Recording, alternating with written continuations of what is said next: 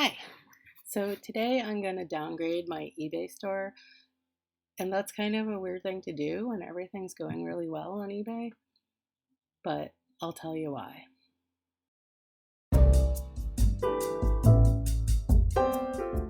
So it might seem weird that I'm downgrading my eBay store when everything is actually going really well, but this is all thanks to some crazy new rejiggering that eBay has done with their fees. And this happened about a month ago, I believe, and I'm just now getting around to doing the math and making the downgrade. So what they did was they kept the store subscription prices the same, I believe. I have the premium store and I pay $60 a month, billed annually, or with a promise of annual renewal. It's actually still billed monthly.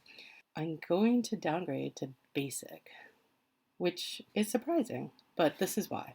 So, what eBay did was they increased the final value fees, and those are the fees that you pay when you sell something, and they are a percentage of the price that you sold it for.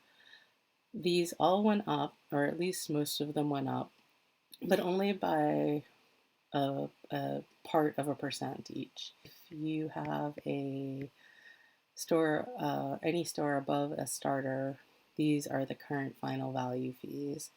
And you can find this by searching eBay help for final value fees. If you don't sell a lot or you don't have a lot of listings, you just have to eat an increase in fees, and eBay is not going to really do anything to help you out. However, if you have a lot of listings or aspire to have a lot of listings, they made another change that is actually going to bring your prices down or allow you to downgrade to the subscription level below what you currently have. And in classic eBay style, they've explained this in a somewhat obfuscated way. This is how many listings you get for free, or as they like to call it, zero insertion fee listing allocations. Some people call this ZIF, zero insertion fee ZIF, but I can't do it. Here's what you get. If you have a premium store, you have 500 auction style listings, and if you go over that, you pay 15 cents per listing. And you have 1,000 fixed price listings, and if you go over that, you pay 10 cents per listing. For any kind of store, you pay $20 to sell one of these big things. And for any store type, you can sell basses and guitars and expensive sneakers without an insertion fee. And this has to do, presumably, with a little conspiracy of eBay C-suite executives who have special interests in these categories. But we won't go there. So at any rate, this is what you get. However, this is actually not what you get. If you pop over to the page that is linked here, zero insertion fee listings, here's what you really get. And I don't know why eBay does it this way. If you have managed payments, you get something totally different. If you don't have managed payments, you get what they were saying on this page here. So if you don't have managed payments, it's all the same. Premium store package, 1,000 fixed, 500 auction style. But if you have managed payments, which I think a majority probably do by now, then you get up to 10,000 fixed price and still 500 auction style. But you also get an additional 50,000 fixed price listings in select categories. And those select categories are as follows here. I mostly sell in collectibles, music, books, stamps a little bit, crafts a little bit.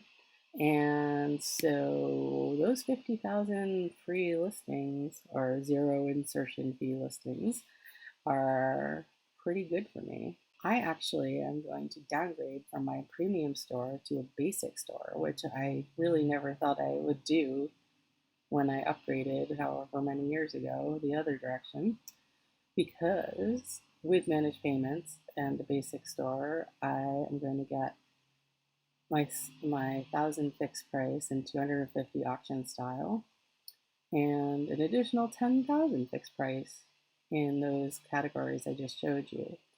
Since most of what I sell is in those categories, 10,000 should cover it. And for the few things I sell not in those categories, 1,000 fixed price will take care of those. And I do very, very few auctions, certainly not 250 a month, so we're good there. If we look back at the pricing scheme, I'll be able to go from paying $60 a month to $22 a month. And that is a nice little chunk of savings that will certainly outweigh the slight increase in the final value fees that I talked about at the beginning. That's why I'm downgrading, and I recommend you do the same math if you have a store and see if you can do the same. Do be aware that starter stores have less benefits than the other levels, so going from basic to starter might be a slightly more complicated equation. I hope that was helpful, and if it was, and even if it wasn't, please hit subscribe and the thumbs up, and thank you, and take care.